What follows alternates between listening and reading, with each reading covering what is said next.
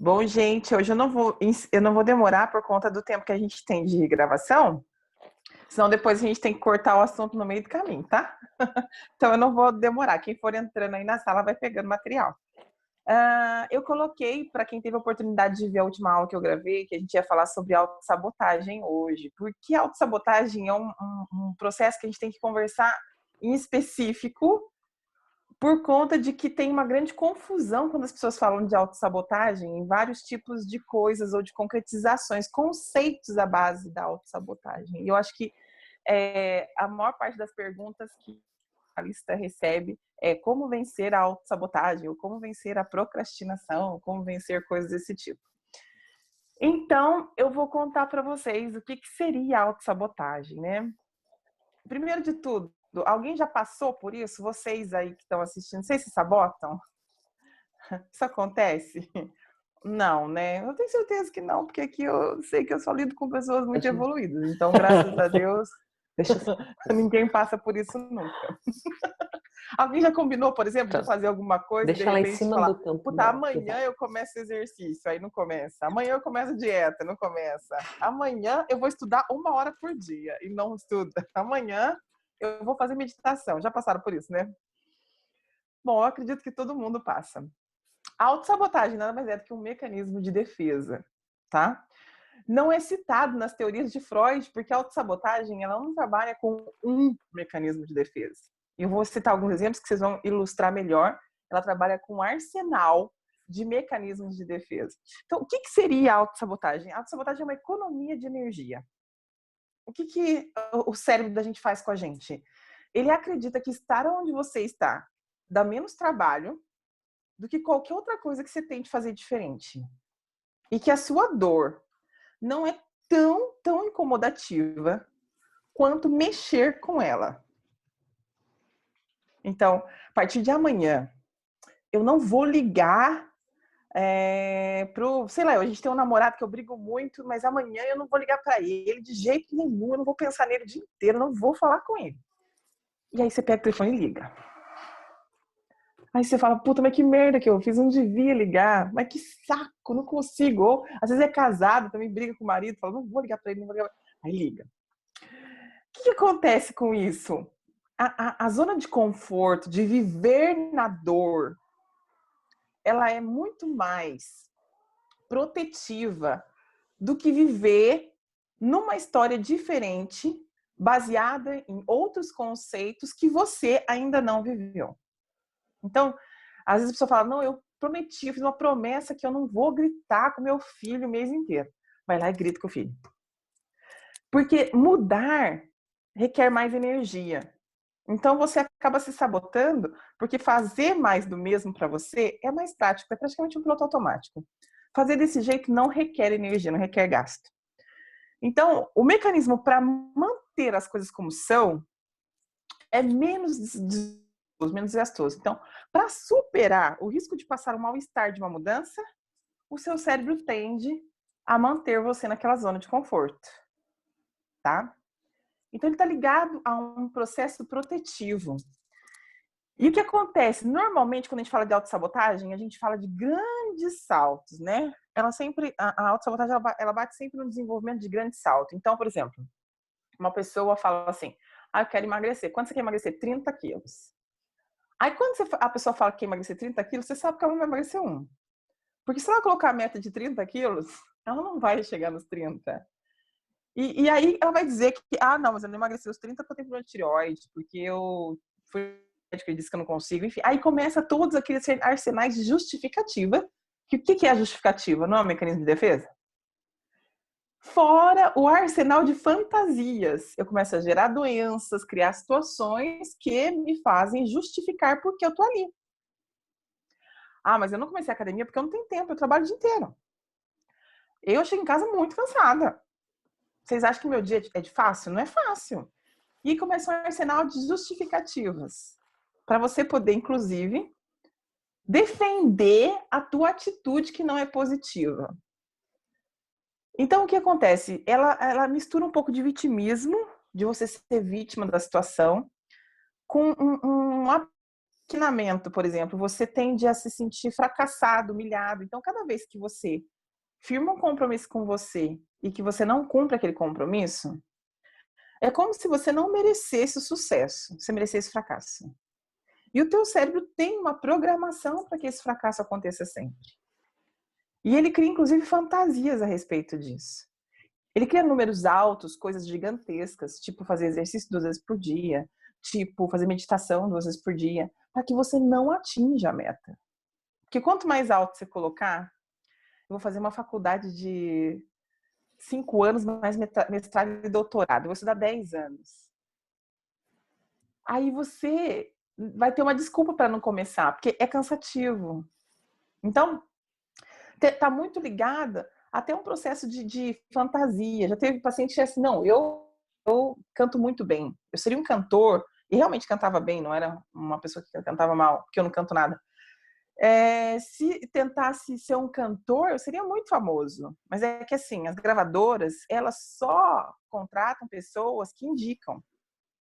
As gravadoras, elas não contratam pessoas boas com tom de voz como o meu, mas elas contratam pessoas que têm dinheiro e que bancam. Então, eu seria um ator muito famoso, mas eu não fui um ator muito famoso porque eu não tenho quem indicou. Ou seja, existe sempre uma justificativa para mostrar o porquê que você fracassou. E a culpa é sempre do outro. A culpa é do trabalho, a culpa é do processo, a culpa é do governo, a culpa é do marido, a culpa é dos filhos, a culpa é do emprego, a culpa é de todo mundo menos de você próprio. Então, a autossabotagem, ela mira um processo de pouca autorresponsabilidade. Então, a primeira coisa para a gente sair da autossabotagem é assumir que ela existe. E quando eu falo para vocês assumir que ela existe, tem que tomar muito cuidado. Porque é uma programação mental. E vocês, não é que vocês tenham culpa de terem essa programação, mas eu sempre digo que quando a gente é adulto, não importa a programação que fizeram na tua cabeça, a responsabilidade sobre sua vida é sua. E você tem na tua mão a chave que vai virar a hora que você desejar. Então, a sabotagem, você precisa entender que ela existe, o que você faz, assumir aquilo como responsabilidade sua. Não, eu não levantei e não fiz. Eu coloquei outras prioridades que não foram essas. Assumir a sua responsabilidade perante aquilo que você combinou com você e você não fez. E diminuir as metas que você coloca para você. Então, se você colocou que você ia fazer exercício 3 vezes por dia, coloca que você vai fazer uma. Você combinou de fazer exercício de 1 hora, coloca que você vai fazer 10 minutos. Se você combinou que você não ia nunca mais comer doce na vida, combina que você não vai comer só chocolate por enquanto. Se você combinou que você não ia ligar para o seu marido todas as horas do dia, você liga pelo menos uma vez por dia. Renuncia a alguma coisa. Eu vou parar de fumar, Viviane. Então tá bom. Quantos cigarros você fuma? Eu fumo 20. Então amanhã você vai fumar 19. É diminuir o perfil de expectativa para que diminua também, junto com isso, o nosso poder de atingir a meta que a gente próprio cria. Todas as metas que você coloca para você, elas são racionais, elas são conscientes. Só que você precisa entender que seu cérebro tem uma comunicação, um piloto automático que já é um mindset que já é criado dentro dele. Então, o que acontece com esse mindset? Você não vai mudar o mindset em um dia. Nem que você queira. Mas eu fumo, eu bebo, eu tô errada. Olha, você pode ter sido errada durante os seus últimos 30 anos. Você não vai mudar a vida em um dia. Em quanto tempo você vai mudar? Depende do tamanho da tua meta. Se a tua meta é mudar de trabalho, não queira mudar de trabalho em 2 dias. Você precisa de 1 ano para mudar uma carreira. Eu não tenho 1 ano para mudar uma carreira. Tá, então se programa para ter 1 ano. Você não vai mudar um trabalho em 2 dias. Você não adquire uma nova profissão. Você não adquire talento de uma nova profissão. Talento que eu digo de treino mesmo, de experiência em um mês, 1 semana. Não, mas eu vou fazer aquele curso rápido de inglês que está dizendo lá que eu me formo em 1 mês. Pois então.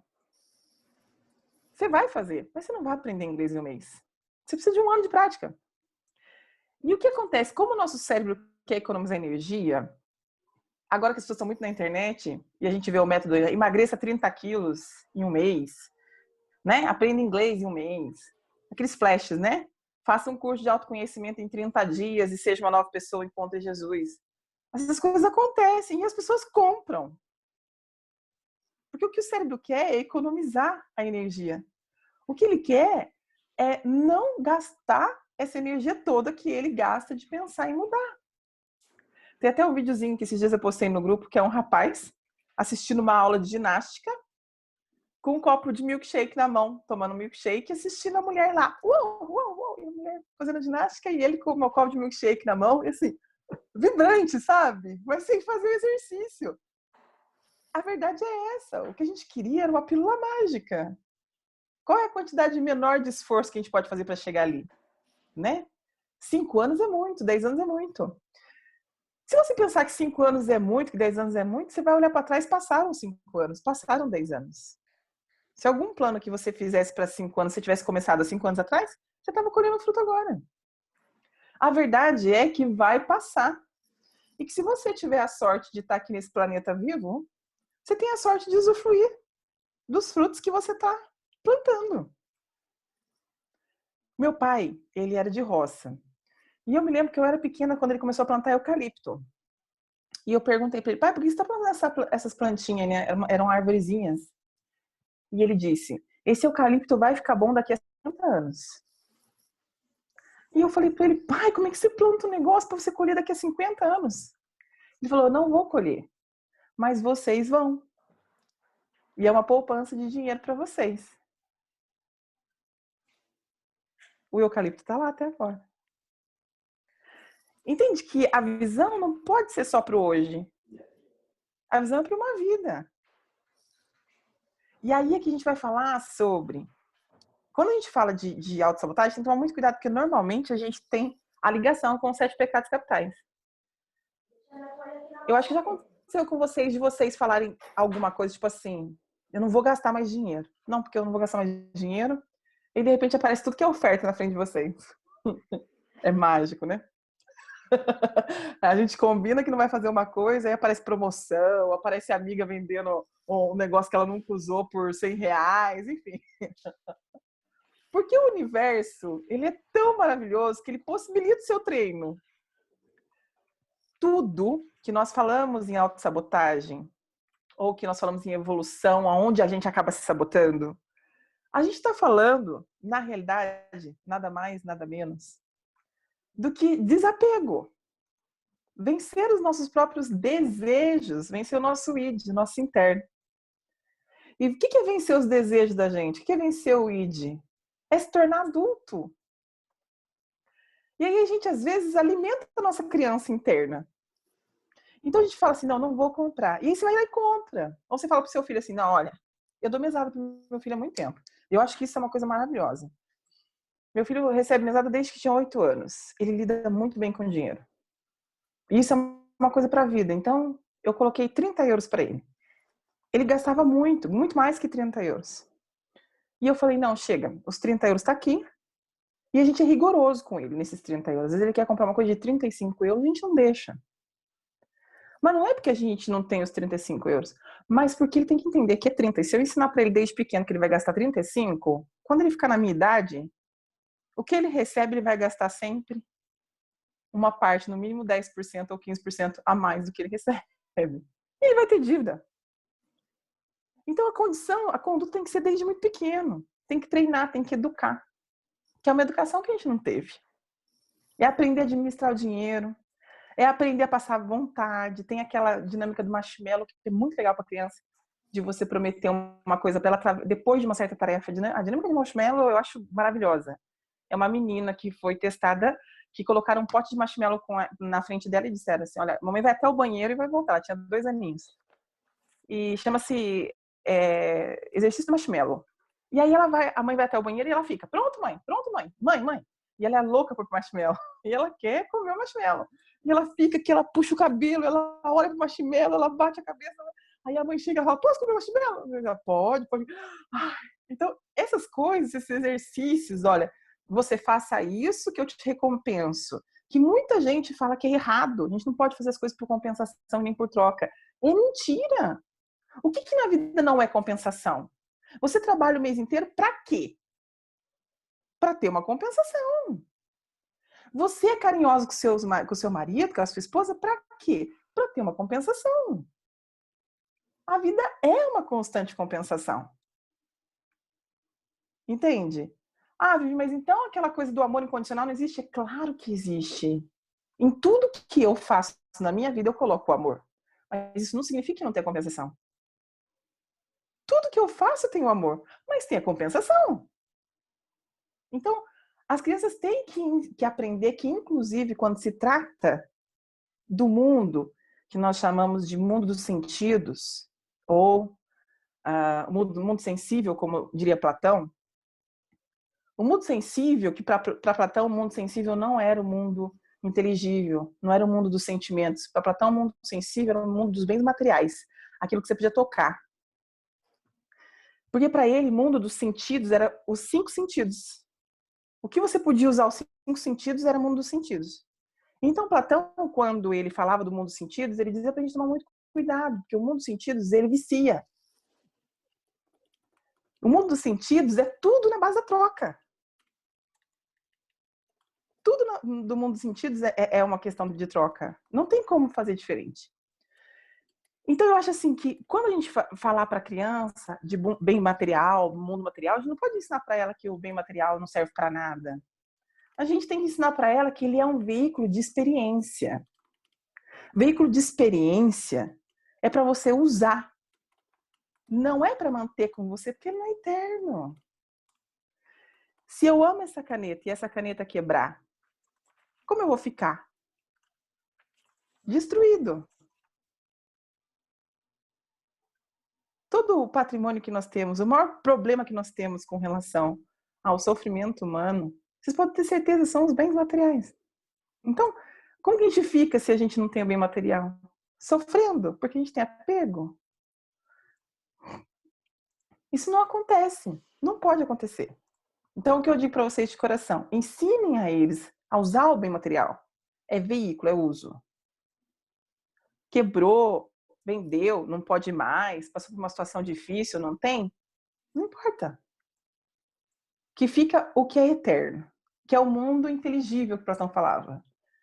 Então, se você perguntasse para os antigos o que era real e o que era imaginário, e você falasse para ele, a alma é real ou é imaginário? Se eu perguntar no mundo de hoje, as pessoas vão falar que a alma é imaginária. E se eu falar para elas, um carro é real ou imaginário? Eles vão dizer que o carro é real. Eu enxergo. Para os antigos, o carro era imaginário. Porque ele bate, ele vai como se diz, pro ferro velho. É imaginário, ele vira pó. E o que não é imaginário? O que é real? A alma. Para a vida toda ela existe. Para essa, para outras vidas, para subir. É a alma. Tudo aquilo que eu criei com a minha alma dentro de vocês, o dia que eu não existir mais, vai estar dentro de vocês. Isso é eterno. E tudo que é eterno é real. O amor entre as pessoas, a bondade e a justiça. Isso é real. Quando a gente fala de herança para filhos, a gente fala disso, de realidade. Coisas reais para os filhos, e não coisas materiais que vão, de repente, sumir. Então, quando a gente fala de autossabotagem, a gente tem que pensar nos 7 pecados capitais. Vivi, eu pratico a soberba, por exemplo, né? Então, começa a trabalhar a humildade. Se você é vaidoso, é soberbo, orgulhoso, trabalhe a humildade dentro de você. Coloque isso como objetivo. Eu tenho muito problema com a avareza. Né? Ou gasto muito, ou eu seguro demais o dinheiro, porque a gente tem que tomar cuidado que o pecado capital, ele também pode ser por excesso ou por falta. Quando a pessoa fala assim, a gula também pode ser o jejum excessivo. Pessoa que não come nunca, também sofre do pecado da gula. É o desequilíbrio dessas menções. Seu marido, Ade, marido Ade.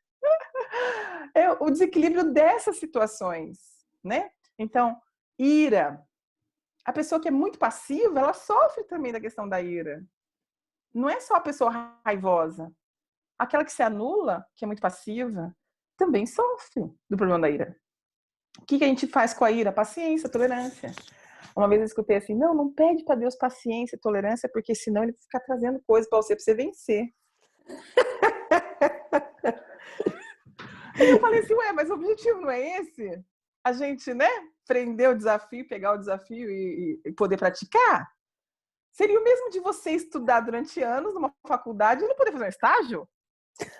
Para que serve? Você não vai ter experiência? Então, que bom que Deus traz para você, né? Que bom que o universo conspira para a tua evolução. E aí, quando a gente vai ler lá nos primórdios, na parte filosófica, a gente tem a eudaimonia. Eu falo sobre isso algumas vezes, o hedonismo e a eudaimonia. Na visão de Platão, a eudaimonia, ela significava a felicidade plena, a autorrealização. E como que se conseguia a eudaimonia? A eudaimonia se conseguia renunciando ao prazer. Ele era um prazer construído. Então, o Platão acreditava que nós tínhamos que construir o prazer, que o prazer não era algo que apenas vinha, mas que deveria ser construído. Então, me dá muito prazer morar numa casa super legal. Então, eu tenho que construir essa casa super legal. E como é que eu vou construir essa casa super legal? Renunciando a determinados prazeres. Eu vou ter que renunciar a sair, a beber com meus amigos, a gastar coisas com roupa, sapato, porque eu tenho um objetivo maior que atingir a casa. Eu quero emagrecer, eu tenho que renunciar à comida, à preguiça de não fazer exercício. Então, a cada escolha existe uma renúncia. E a eudaimonia fala exatamente disso. Dessa não busca pelo prazer imediato. Já o hedonismo ele fala do prazer imediato. Aquilo que você trabalha no id, só no desejo. Aquilo que você fala assim, poxa, que vontade de tomar um sorvete de chocolate. E aí você cata aquele sorvete de chocolate que você, sei lá, vontade de tomar quando você era criança, e você se degusta aquele sorvete com a maior alegria do universo, aquilo te traz um prazer, uma lembrança bacana. Isso é um prazer imediato. É uma felicidade hedônica. Ou hedonismo. Vivi, mas qual tá certo e qual tá errado? Depende. Quando se trata de autossabotagem, nós estamos, na maior parte das vezes, falando de eudaimonia. Renunciando à nossa felicidade. Porque normalmente a autossabotagem tem a ver com a dor e não com o prazer. O que acontece é que a gente prefere ficar na dor, da onde a gente se lamenta, onde a gente se reclama, do que tomar uma providência. Então ele fala muito mais de eudaimonia. Mas a questão eudaimônica ou hedônica é uma questão de equilíbrio para a vida. O hedonismo veio em estudos de Aristóteles, que ele acreditava mais na felicidade hedônica, que é depois de Platão. Eu acredito nas duas. Eu, por exemplo, fui muito programada minha vida toda, eu tinha muita programação. E aí depois, quando eu aprendi o prazer imediato, eu fiquei viciada no prazer imediato, porque o prazer imediato vicia. Então, tipo, eu queria só coisas que davam alegria agora. Aí depois que você passou pelo prazer de só praticar a programação, depois você passou pelo prazer de só fazer as coisas de imediato, você começa a entender, isso aqui é um prazer imediato. Eu vou me sentir culpada, eu vou me sentir mal, eu vou ficar me julgando, me sacrificando depois, me culpando. Não. Então pronto, tá feito, tá feito. Tô feliz. Eu fiz. Então o processo de realização, ele não tem só a ver com a felicidade eudaimônica, que é a renúncia do prazer, ou com o prazer imediato. De repente você está num lugar que você vai ter que gastar 100 euros, falando eu no euro brasileiro, eu falo no real. Você vai gastar 100 reais para fazer um passeio de barco. Mas você não vai estar nesse lugar pelos próximos sei lá eu quantos anos. E aí você tem aquele dinheiro lá no banco, que não falta para você comer, por exemplo. Aí você gasta isso. Só que se você ficar na sua cabeça te pentelhando, isso vai gerar sofrimento. Puta, por que eu gastei o dinheiro? Não devia ter gastado dinheiro. Cara, gastou, divirta-se. Viva o momento. Entendeu? Live the life. Ali, no agora. Agora, se você renunciou ao passeio, também não se lamenta. Uhum. Renunciei. Não não deu certo. Não vou fazer o passeio, porque eu não acho que eu vou gastar esse dinheiro, é um absurdo. Eu e meu marido, a gente passeia muito aqui na Europa. E entrar nos museus aqui, uma vez por mês é barato, mas na maior parte das vezes é caro. É tipo 50 euros para entrar, 40 euros para entrar. E nós somos em 3. Apesar do Arthur pagar bem menos porque ele é estudante, ele ainda paga em alguns museus, ainda mais se não for da nossa região, que é a Lombardia. Então tem museus que a gente não entra. Só que eu não fico chorando porque eu não entrei. Eu já sei que eu vou até lá, que eu vou passear e não vou entrar. Acabou, basta. Quando a gente se programa para ir lá e entrar no lugar, a gente já pesquisa, vê quanto é e vai entrar e acabou. Então, não pode ficar chorando aquilo. O que dói é você ficar conflitando as suas decisões. Uma vez que você tomou a decisão, não importa se foi a melhor ou for a pior decisão, vai servir de experiência. Eu volto a repetir uma frase de um mestre indiano, Shri Pran, que falava assim: você fracassou, você venceu, você errou, você acertou, não importa. Você cresceu? O que você aprendeu com isso, criatura? Se você aprendeu, tá bom. Então, o mais importante é sair do piloto automático, da tomada de decisões por impulso. Vou fazer porque vou fazer. Não quero que você faça porque você vai fazer. Eu quero que você faça porque faz sentido para você. Aquilo faz sentido, toca o seu coração, você sente em fazer aquilo? Sinto. Então faça. Depois que fizer, ai, Viviane, eu fiz, mas foi uma merda. Foi horrível. Tá bom, minha querida. Anota aí que foi legal. Valeu. Você recomenda isso? Não recomendo. Tá ótimo também. Sinal que você foi lá e experimentou. Eu tenho muita gente que vem aqui e vai em Munique. Em Munique a gente tem um lugar que foi o... Gente, como é o nome daqueles lugares que é alojamento de pessoas que foram refugiados? Na guerra tinha o Holocausto. Uhum. Como é o nome daquelas cadeias onde as pessoas eram queimadas? Eu não lembro o nome. Eu fui lá na Alemanha, eu cheguei a visitar aquele Você monumento lá. sabe o que é? Eu sei. Então, esse lugar, aqui em Munique, 5 horas de mim, tem esse lugar. Então, todo mundo que vai lá, é um lugar chocante, não é todo mundo que quer entrar. Você vê os sapatos, as roupas das pessoas, os óculos, porque tinha que tirar toda a roupa antes de entrar na câmara de gás. E aí tinha lá as roupas, as vestes e tal. E muita gente falava assim, pelo amor de Deus, não vai, não entra, porque é terrível, não entra, não entra. Eu fui, entrei e fiquei felizona porque eu vi. Mas ficou feliz porque as pessoas morreram? Não fiquei feliz que as pessoas morreram. Mas porque eu não tive uma sensação, é óbvio que a energia do ambiente é pesada, mas eu não tive a sensação de que não deveria ter visto. Eu sou uma pessoa muito curiosa, eu quero ver. Fui até a Pompeia, por exemplo, onde teve o vulcão que matou toda a cidade, o Velúvio, e eu gostei pra caramba. Então, cada um. Eu adoro história, eu sou curiosa pela história. Eu gosto de ver as coisas. Mas não é todo mundo que gosta. Cada um tem um senso. Eu não me arrependo de ter ido nesses lugares e ter visto. Eu acho que é história. Triste ou feliz, é uma história que aconteceu. E eu gosto. Então, eu acho que as pessoas têm que só pesquisar dentro delas o quanto aquilo faz ou não sentido para você. Se eu tivesse lá e meu marido falasse, Viviane, eu não vou entrar. Eu diria, ok, eu quero. Se você não quer, tá tudo bem. Entendem essa escolha que é consciente? Uhum. Então eu digo para vocês, resumidamente, que a autossabotagem ela acontece muito com as pessoas que são inconscientes e inconsequentes. Porque ela é um ato de irresponsabilidade. Ah, Vivi, então você quer dizer que se eu combino uma coisa, eu sou irresponsável porque eu não fiz? Não, meu coração. Você é irresponsável porque você combinou. A irresponsabilidade não é o ato de não fazer, é o ato de combinar aquilo que você não vai fazer. A irresponsabilidade está ligada a você saber as suas limitações e, mesmo assim, arcar dentro de você com uma situação que você não tem condição de fazer. É o pacto que você cria com você.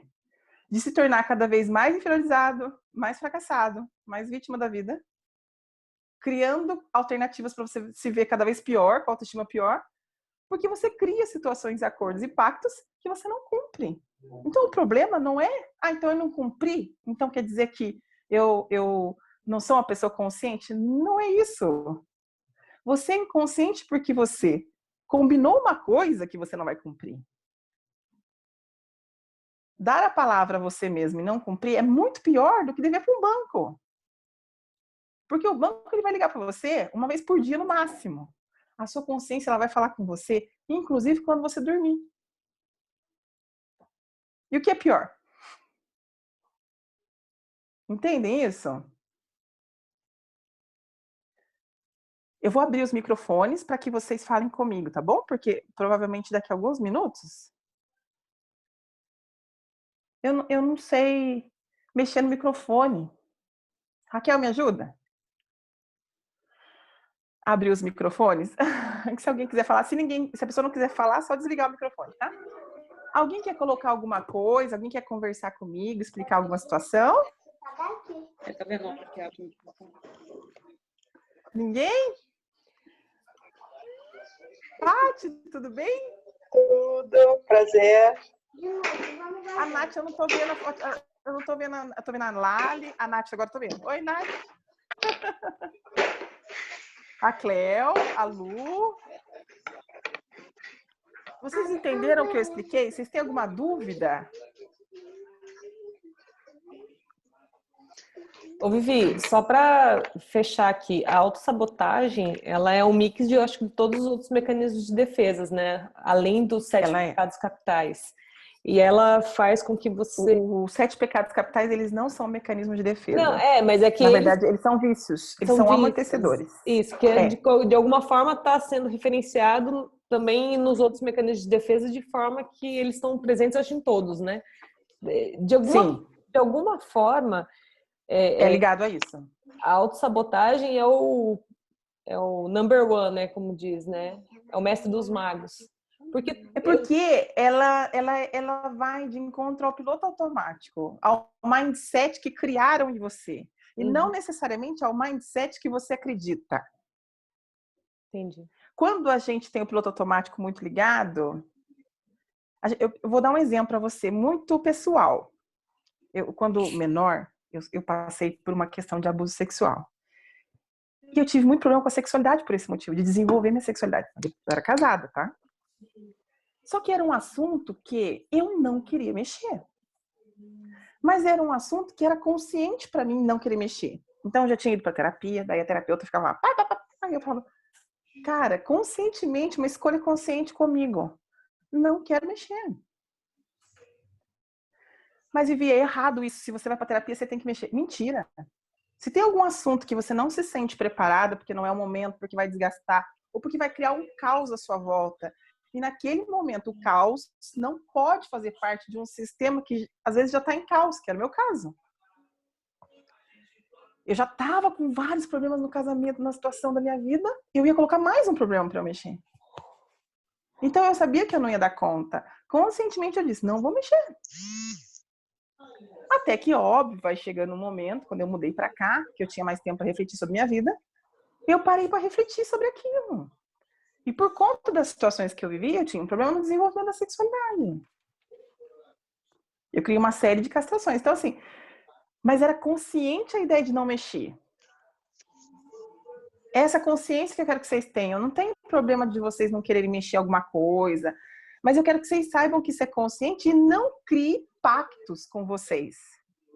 Então, por exemplo, eu vou transar com meu marido todo dia. Não ia transar, gente. Não podia acontecer isso. Eu tinha um bloqueio. Mas existem pessoas... Não podia criar um pacto disso. Então, mas existem pessoas, assim, que a gente começa a analisar e ver, que colocam metas semanais, assim, falando estritamente pelo sexo. É muito engraçado isso, né? Eu tenho amigas minhas que colocam meta semanal. Eu ainda perguntei para as pessoas assim, poxa, mas você consegue Porque assim, vai lá, me usa, tipo assim, né? É meio complexo isso, né? Principalmente referenciando o sexo, porque você precisa. Depende do tipo de valor. Pode ser É que muito. para ela, de repente, o pai traiu a mãe por falta de sexo. Então, para ela prefere colocar lá na agenda que vai transar todo dia com o marido do que perder o marido.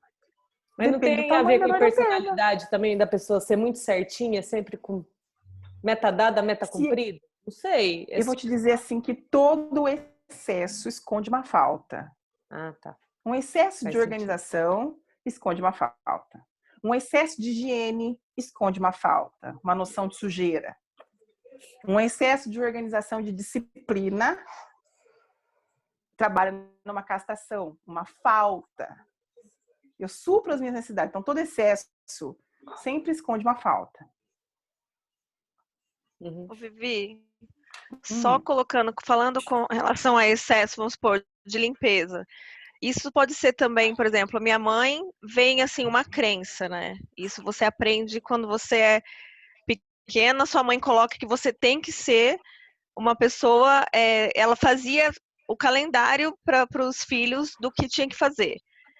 Então, assim, isso era dela. E aí, quando eu trouxe isso para minha vida adulta, por exemplo, eu achava que eu estava me sabotando por não ser igual. Mas isso para mim não era o meu valor de ter que ser igual a ela, entendeu? Então, assim, isso também a gente pode trazer muita coisa achando que a gente está nos sabotando, mas trazendo crenças de que não é da gente. Eu vou separar duas coisas que você falou que são Sei lá, importantes. A sei lá, primeira Ah, coisa que você falou. Quando se trata de limpeza, isso eu quero que vocês anotem no caderninho de vocês.